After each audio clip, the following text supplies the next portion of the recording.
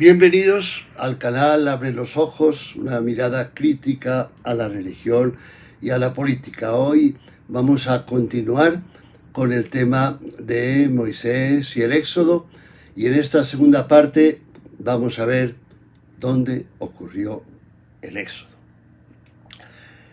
Vimos en el anterior vídeo cómo los resultados de las excavaciones, de las investigaciones sobre las localidades y lugares geográficos que recorre el Éxodo, según Éxodo y Números y Deuteronomio, no revelaron nada, ni las localidades se encontraron, ni los recorridos se pudieron ubicar, y eso llevó a la mayoría de investigadores, arqueólogos, historiadores, a la conclusión de que el Éxodo no tuvo lugar. Es un relato de ficción. Y eso está muy bien explicado por el maestro Israel Finkelstein y Inés Silverman en un vídeo muy bueno que pueden encontrar en YouTube, que se llama La Biblia Desenterrada. Pero todas esas investigaciones dejaron una sensación de perplejidad. No era fácil concluir que el Éxodo era un invento, que no había tenido lugar. ¿Por qué? Porque es muy difícil aceptar que más de 100 nombres y 50 recorridos salieron de aquí, llegaron allá, cerca de la montaña tal, del mar, etcétera, y de ahí fueron a otro lugar. Todo eso no puede ser inventado, la imaginación no da para tanto. Entonces dejó una sensación rara de perplejidad, y máxime cuando realmente, si leemos desprevenidamente los relatos del Génesis, del Éxodo, de Números, todo lo que ocurre en Egipto deja dudas, porque no hay nada egipcio, no hay nada propio de la cultura egipcia en esos relatos. Fíjense, por ejemplo, la comparación que hacen algunos autores con el exilio en Babilonia del pueblo israelita entre los años 580, 530 antes de nuestra era, 50 años.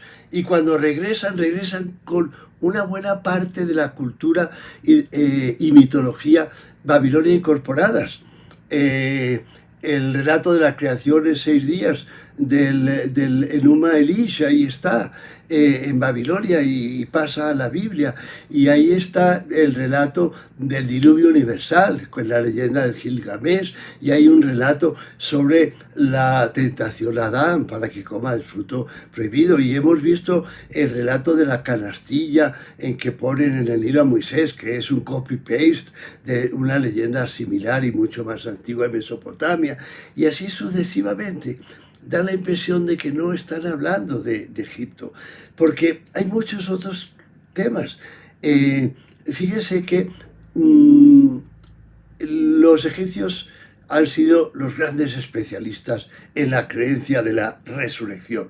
Ustedes saben, la cultura egipcia, con las momificaciones, los libros de los muertos, todas esas cosas.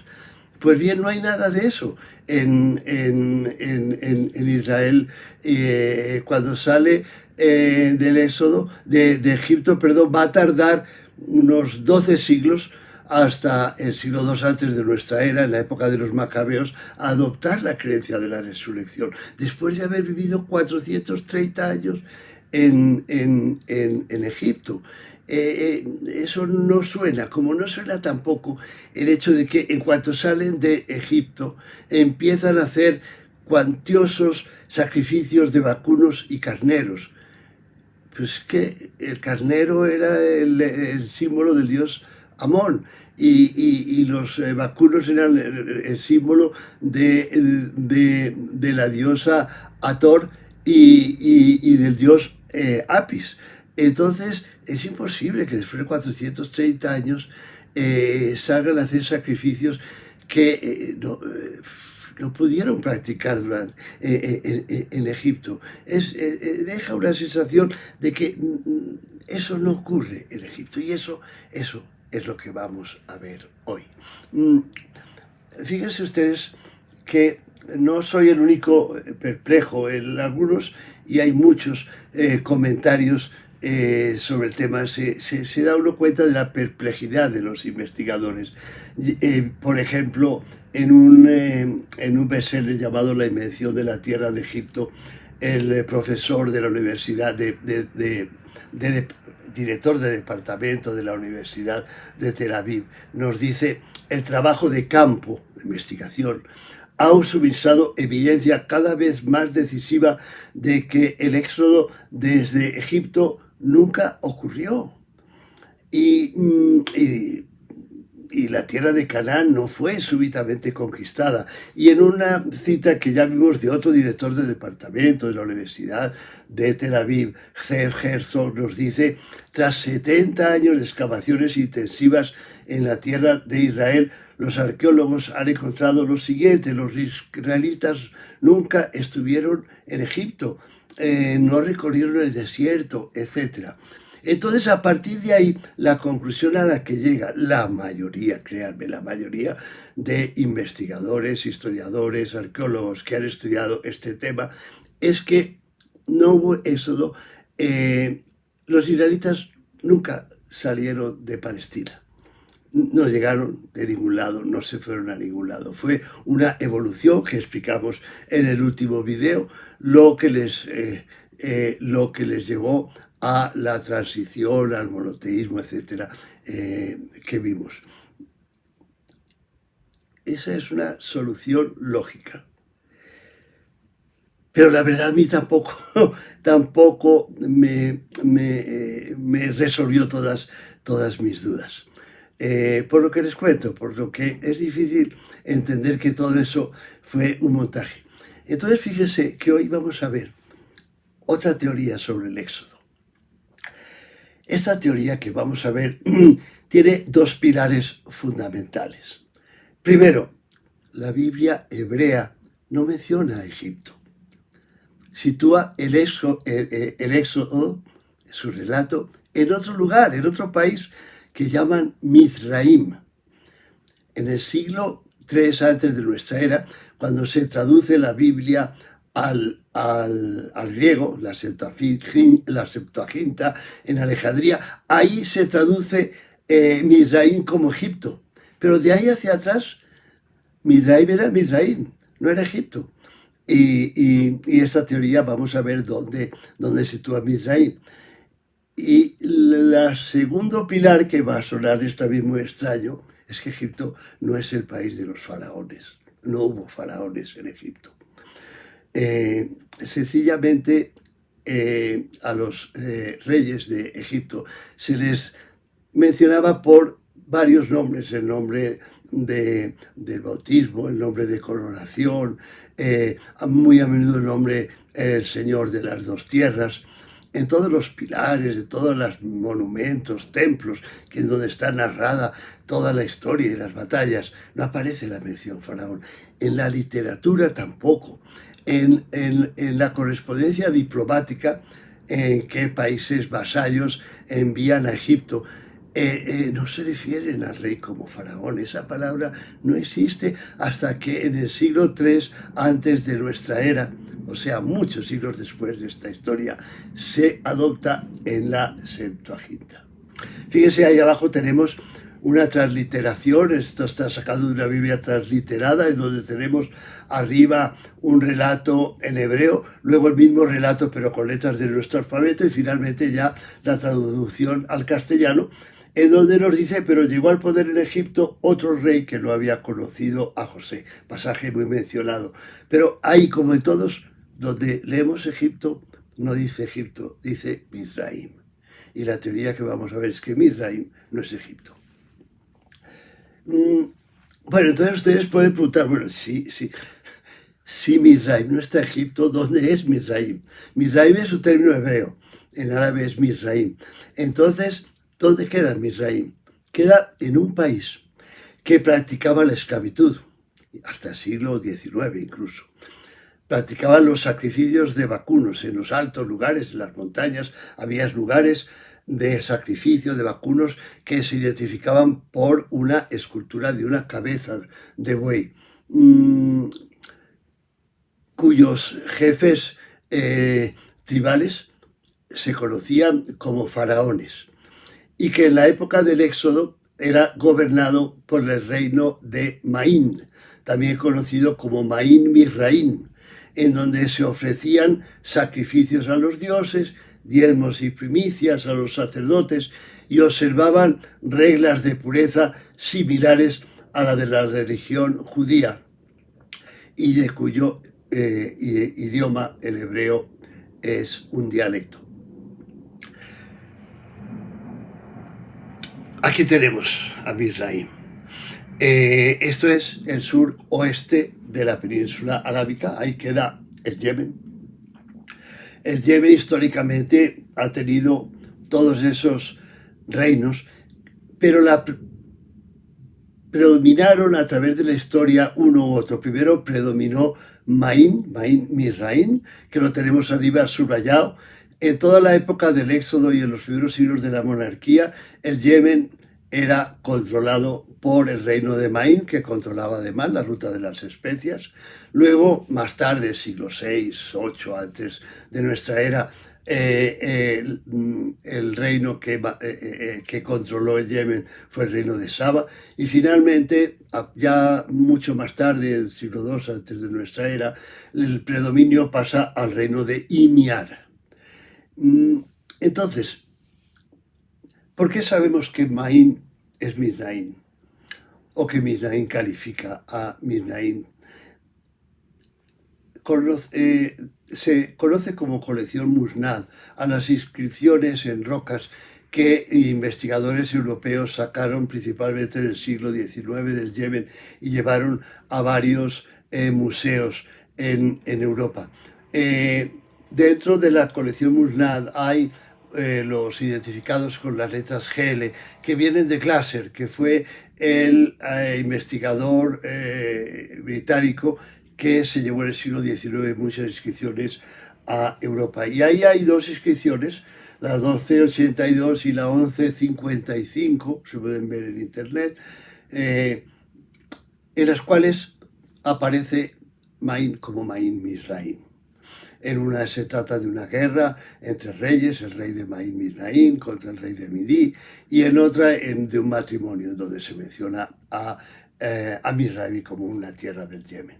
Además, tenemos, según Al-Rubayé, ya veremos quién es, tenemos que en el siglo X el historiador y geógrafo yemení Al-Muhadani hizo una geografía del Yemen en donde califica a Maín como Maín Misraín. Hay una cosa muy simpática, en 1881 el vicecónsul de Francia en el Yemen escribe una carta a una asociación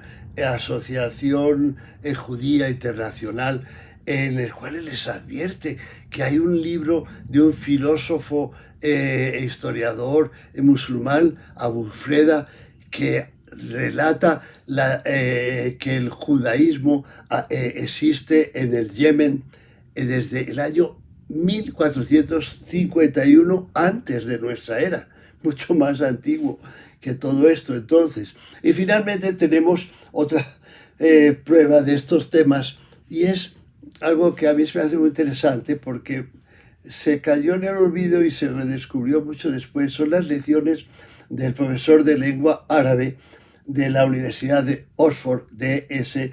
Margoliouth. Pero él publica un libro en 1922, hace un siglo. Yo no lo había visto citado por ningún lado. Y resulta que lo que él explica es que el hebreo es un dialecto del árabe. Es un dialecto del árabe. Porque él dice, hay muchas palabras hebreas cuya etimología solo se entiende traduciéndolas al árabe. No tienen significados por ellas mismas, hay que traducirlas al árabe. ¿Qué es lo que nos pasa? Y da muchas otras explicaciones, pero esto se entiende muy fácilmente. Nosotros en lengua castellana sabemos que filosofía quiere decir el amor a la sabiduría, pero lo sabemos por el griego, que es, junto con el latín, nuestras lenguas madres, de las lenguas vernáculas, y así cantidad de palabras. Tenemos que ver el significado mirando a nuestras lenguas madres. Y él explica que lo mismo ocurre con el hebreo como lengua, que es un dialecto del árabe que se hablaba en el sur de Arabia, y nos dice: la llave lingüística nos permite trazar a los israelitas, o al menos su lado espiritual, en el sur de Arabia, porque se refiere al Yemen. Solamente a partir del idioma era posible llevar esas conclusiones. Pero vamos a ver que otros autores han llegado a esa conclusión teniendo en cuenta muchas otras fuentes muy importantes. Los autores son todos los que yo he podido encontrar que han explicado esa teoría de que el éxodo sucede en el Yemen.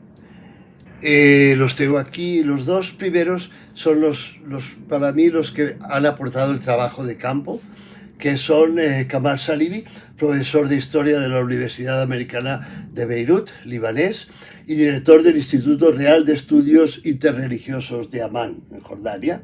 Y el otro es Fadil Al-Rubayeh, que es un investigador y escritor iraquí. He tenido en cuenta también los trabajos de dos investigadores del Reino de Bahrein. Hemos tenido en cuenta el muy importante trabajo de Asfat Ezat, un egipcio, que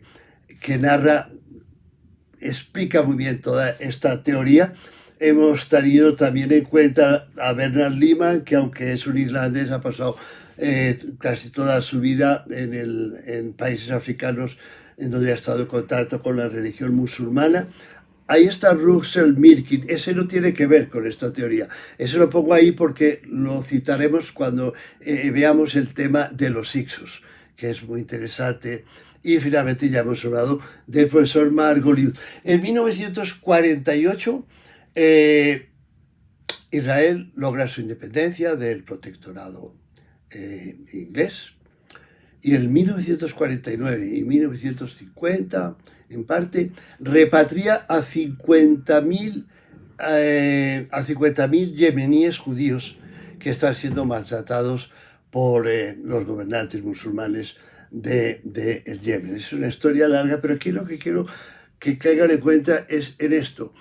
Según he podido ver, este término con el que los identifican los israelíes se acuña en Israel en ese momento para referirse a ellos. ¿Y saben cuál es el término? Mizraí. Mizraí.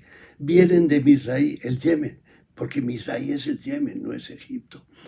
Y luego ese término va a calificar en Israel a los pueblos judíos del este. Se amplía, por lo tanto, pero originalmente se refiere a estos inmigrantes que llegan a Israel en 1949. Pero que haya migraciones desde el sur de Arabia hacia Palestina, hacia el actual Israel, eso es inevitable, que se puede decir, porque a través de la historia ha ocurrido muchas veces.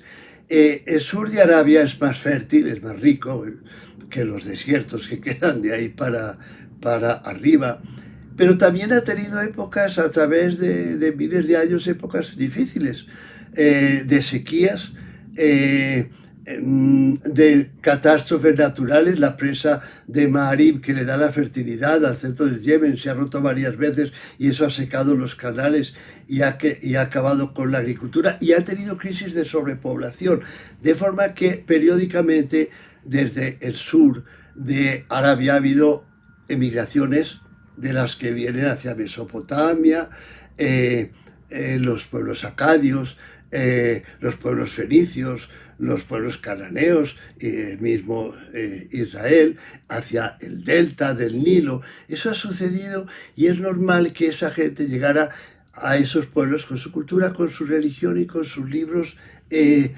sagrados.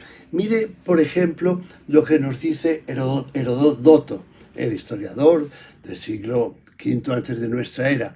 Nos dice en un pasaje de sus 9 libros de la historia lo siguiente: moraban estos fenicios en lo antiguo, según ellos dicen, junto al mar Eritreo, que es de donde pasaron a vivir en la costa de Siria.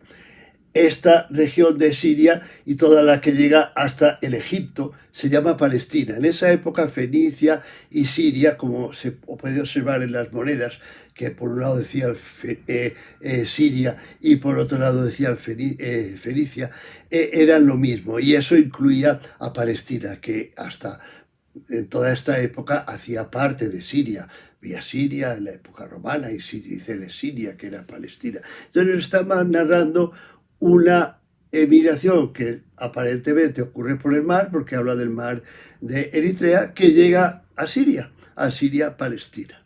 Y aquí tenemos un poquito más grande, fue que esa emigración fuera por mar o fuera por tierra, pero llegó desde el mar de Eritrea, que incluye el Cuerno de África y la primera parte del Mar Rojo, en ambos lados del Mar Rojo, o sea, en la zona del Yemen, hasta Siria. Y eso ocurre en el siglo V antes de nuestra era, y debió haber ocurrido varias veces a través de la historia. Entonces, lo que nos dice, en resumen, a partir de aquí, esta teoría, que ven ustedes que principalmente es defendida por investigadores y escritores de cultura árabe, nos dice lo siguiente: el éxodo es real. No hay razón para dudar de que Moisés dio a los israelitas sus leyes, que Josué los llevó a la tierra prometida, que allí desarrollaron su religión y su historia. No hay razón para dudar de eso. Lo que está mal es aplicar una historia que es verídica a una geografía que no es verídica. La historia es correcta, la geografía no. No hay que buscar el éxodo en Sinaí y el delta, porque no lo van a encontrar nunca, porque el éxodo tuvo lugar allá abajo, en el Yemen y en lo que hoy día es el sudoeste de Arabia Saudita. Esa es la teoría que se apoya con una enorme investigación para ubicar los lugares que la Biblia hebrea menciona en esta zona de aquí abajo.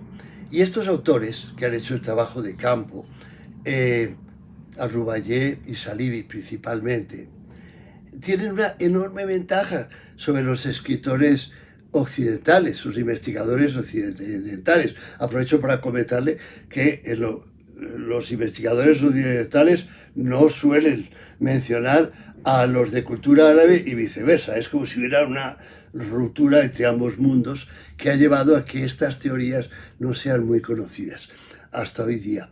Pero miren, ellos tienen una gran ventaja. Ellos,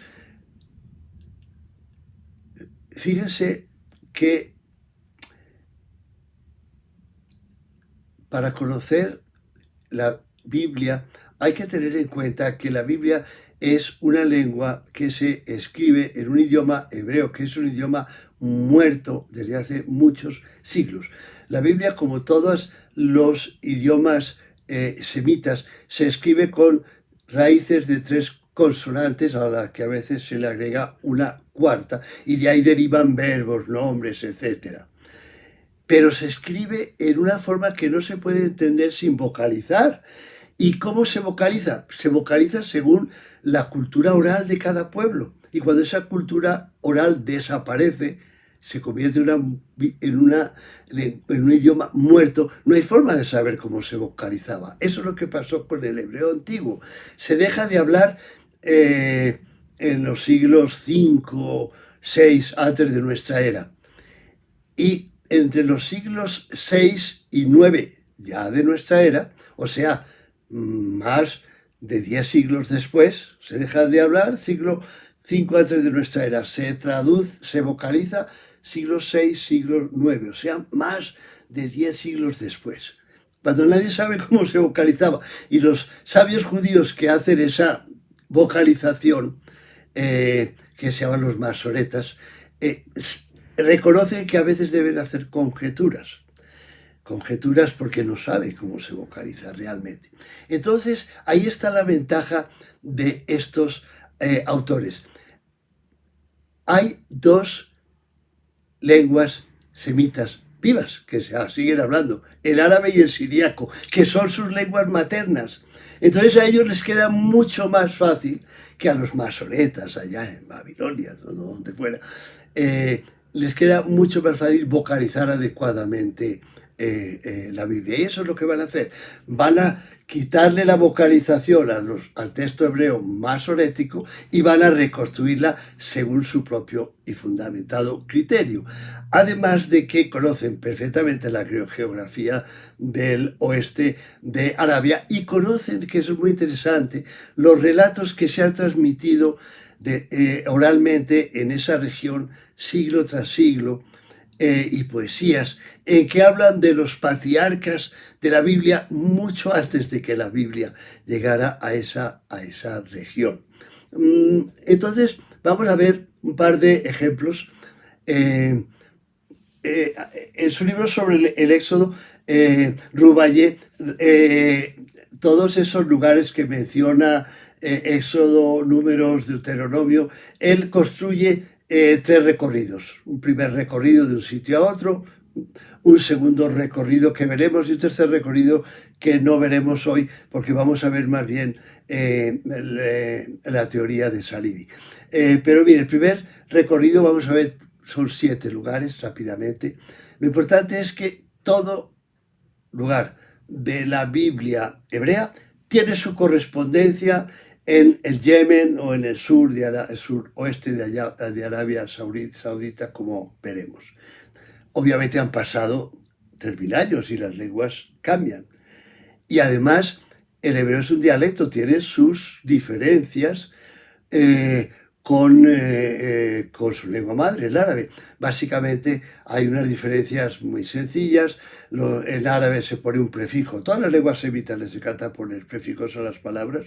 Entonces los árabes le ponen al, al, y en cambio los judíos le ponen ha. Los judíos tienen otros prefijos como la y.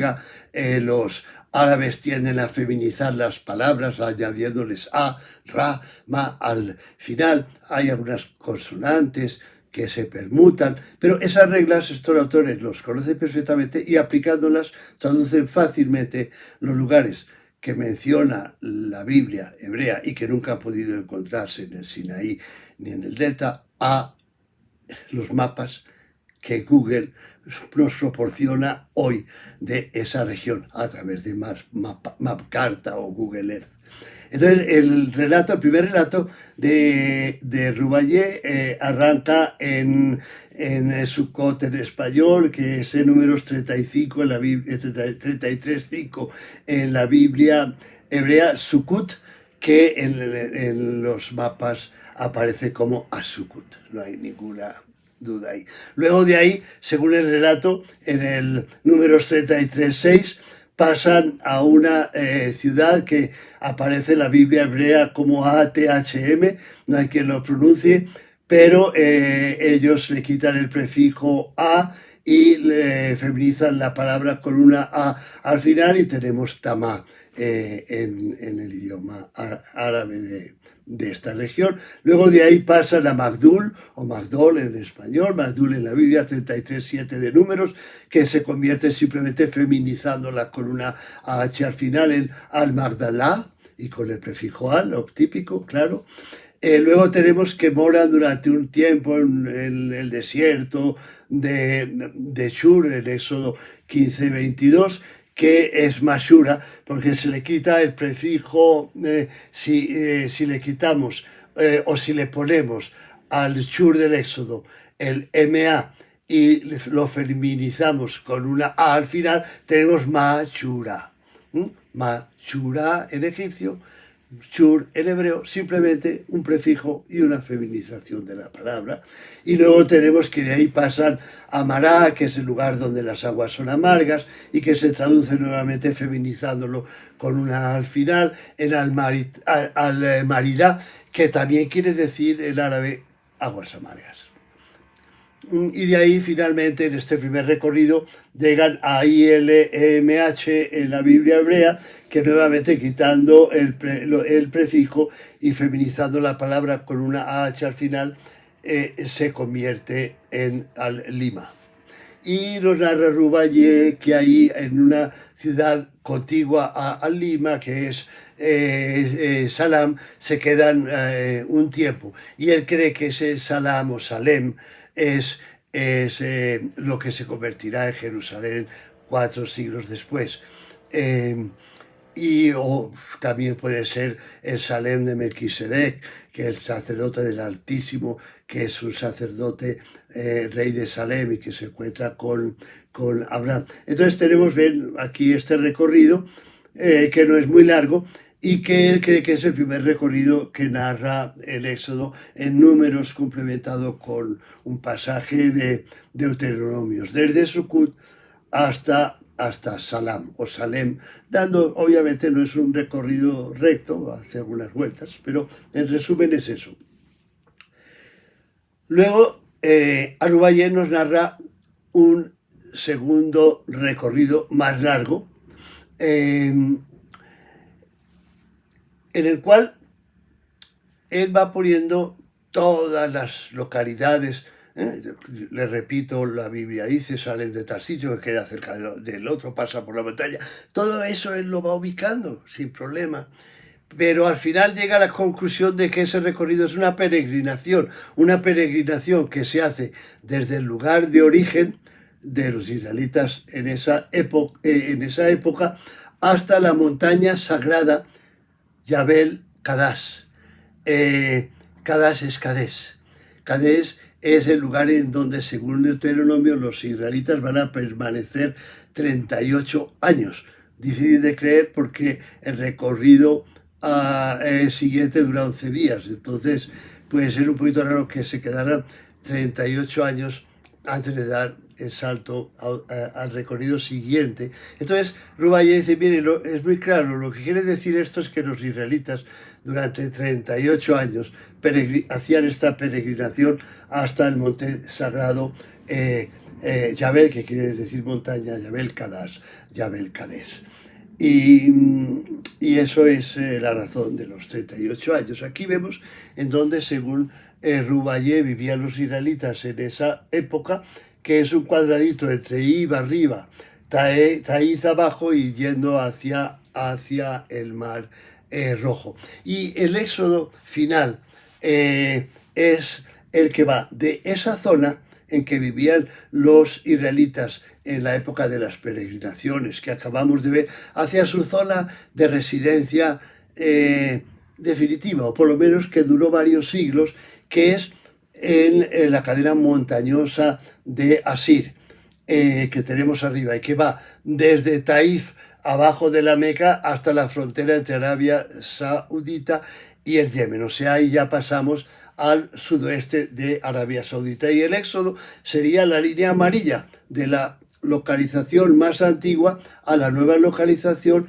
en los montes de Asir, que son supremamente montañosos, tienen picos de más de 3.000 metros, como podemos ver más claramente en este mapa. Aquí les muestro todos los lugares que la Biblia menciona y que no se han podido ubicar, aparecen claramente en estos mapas que estamos viendo. Mire, la tierra de Gosén en árabe quiere decir Hasán, que ahí está en los mapas de Google. Decíamos que en esta zona los faraones son los reyes tribales y hay un recuerdo de eso en una localidad que se llama Al-Faraón. Finalmente aquí tenemos el monte sagrado en el cual Moisés conversó con Yahvé en el Horeb. Aquí voy a terminar con una aclaración. Estos autores no son fanáticos. Ellos dicen, mire, estos son las conclusiones a las que hemos llegado. Y esta es una teoría que se podrá comprobar el día que se pueda adelantar excavaciones en esta región. excavaciones, es muy complicado que se pueda llevar a cabo, porque los países árabes, que no han ayudado para nada a excavar en estas zonas, tienen miedo de que si se encuentra que son ciudades que revelan un pasado israelita, Israel las va a reclamar como su tierra prometida. Y a su vez, en Israel no quieren saber nada del origen árabe de su cultura. Entonces, quedamos con una teoría que a mí me satisface. No es que esté totalmente seguro, pero me permite acallar esa duda que les comentaba al principio de dónde sale la Biblia. Si el relato no es del Éxodo, no es verídico en Egipto, ¿se lo inventaron o viene de otro lado? Creo que viene de otro lado. Finalmente, los Hicsos, a menudo se han relacionado los relatos del Éxodo y de la conquista de los Hicsos, que quiere decir reyes extranjeros y no reyes pastores, como se creía antes. Esos pueblos que se denominan Hicsos conquistaron la zona del delta desde mediados del siglo menos 17 hasta mediados del siglo XVI. O sea, en todo caso es una historia anterior al éxodo bíblico. La primera mención a los Hicsos, sin embargo, apenas es de los años del siglo III antes de nuestra era, años menos 285, que es cuando el rey Ptolomeo Filadelfo le encarga al sacerdote egipcio Manetón escribir la historia de Egipto. Y él está hablando de un suceso de los Hicsos que ha ocurrido 13, 14 siglos antes. Y esa historia se ha creído como una historia verídica hasta que los investigadores se han dado cuenta de que la conquista de los Hicsos que narra Manetón no se corrobora con ninguna inscripción ni relato egipcio, como si ocurre, por ejemplo, con la llegada de los pueblos del mar, que está descrita en el templo de Ramsés III, con detalle. No hay nada sobre la conquista de los Hicsos. Pero es más, es que en la conquista de los Hicsos que narra Manetón, es evidente que está copiando la leyenda es así muy conocida, la historia es así muy conocida de la conquista de Egipto en el siglo IV por Artajerjes III, el rey persa. Es casi un copiar-pegar. Entonces, eso ha llevado a creer que en realidad no hubo tal conquista. En el delta, fruto de las emigraciones que vimos antes, vivía gente que había llegado de Arabia o sumerios o arameos del este, del Levante. Entonces era una zona a la que la literatura árabe, y eso está por ejemplo en el libro de Sinué, se refería como la zona habitada por asiáticos, por extranjeros. Entonces de ahí Manetón dijo si eran asiáticos que habían llegado ya con sus carros de combate a la conquista, y copió la historia de Artajerjes III. Hoy se cree que, como ocurrió en otros periodos intermedios que narran la historia de Egipto, no hubo ninguna guerra, ninguna invasión, hubo una ruptura entre las dos tierras que se produjo a menudo en la historia de Egipto, y que la única relación entre el relato del Éxodo y la historia de Manetón es que ambas historias fueron un obsequio de Ptolomeo Filadelfo a sus pueblos, israelita y egipcio, respectivamente. Estos reyes ptolomeos eran muy intelectuales, amaban la literatura, la historia y les gustaba conquistar a su pueblo. Entonces, cuando encarga la historia de Israel, la Septuaginta y la religión, está haciendo un obsequio a su pueblo israelita, que hacía parte de su imperio. Y lo mismo ocurre con la historia de Manetón, que es un regalo a los egipcios. Y cuando en la Septuaginta se traduce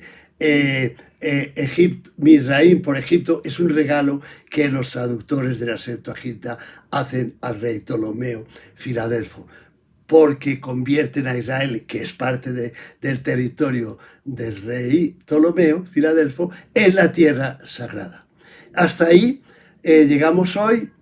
Gracias por su atención y espero nuevamente en un mes tener la continuación de la serie con personajes muy polémicos. El Mesías Jesús y después nos quedará Muhammad. Mil gracias por su interés. Feliz día.